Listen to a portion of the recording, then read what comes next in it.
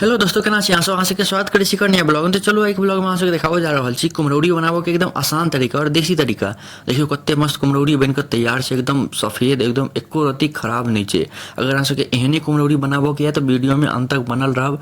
आई के वीडियो में हम स्टेप बाय स्टेप बतायब जे एहन कुम्हरौरी केना बनायल जाइ छै, एको रत्ती खराब नहीं हैत, एक रत्ती खराब नहीं हैत। देख रहल छी कते मस्त कुम्हरौरी बनलैए। अहूँ सबके एहने बनत, खाली अहाँ सब स्टेप बाय स्टेप फॉलो करबै न हमर, तो एक नंबर बनत। तो चलू वीडियो में आगे बढ़ै छी।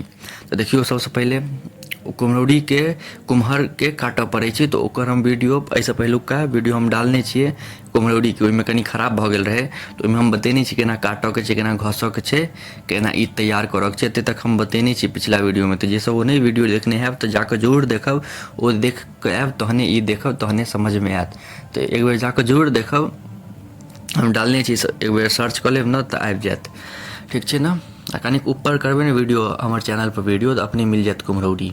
तो ओहिमे कटनाइ सब देखेने छी, एनाहु देखेने छी हम सब चीज करनाइ। खाली ओहिमे की भेलै, ओ हवा अथी भऽ गेल रहै, ओहि दिन रौदा करगरने रहै और पछवा हवा नहीं चललै, तेँ कनिक कुम्हरौरी खराब भऽ गेल रहै। आइ हम अहाँ सबके देखायब एकदम सफेद, एकदम बढ़िआँ कुम्हरौरी केना बनै छै। तो देखियौ एते तक तऽ ओ पहले वीडियो ओ देख कऽ आउ, तहने ई वीडियो में तब पता चलत।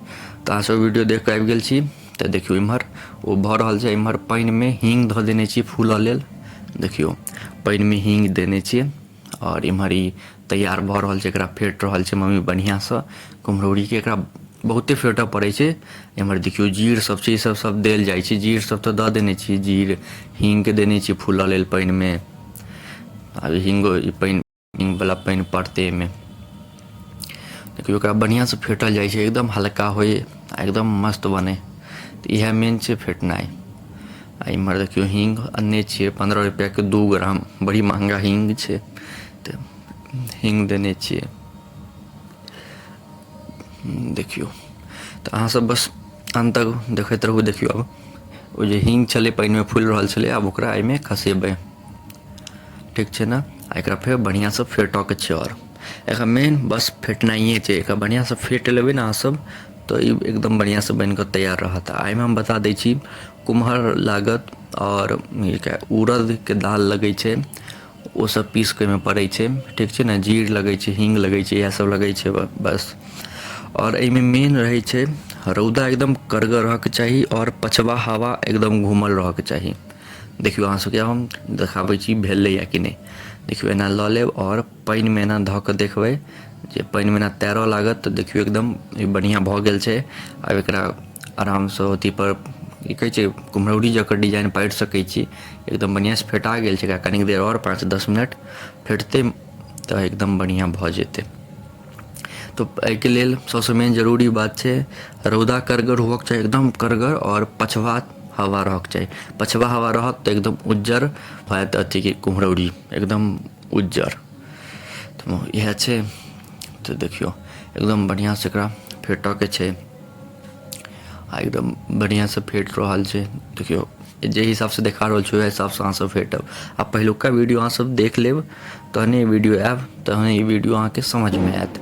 आ कुम्हरौरी बनि जाइ छै, ओहिके बाद खाय में जे मजा छै की बताउ एकर। मिथिलांचल के प्रसिद्ध होइ छै। देखियो एकदम बनि कऽ तैयार भऽ गेलै ई।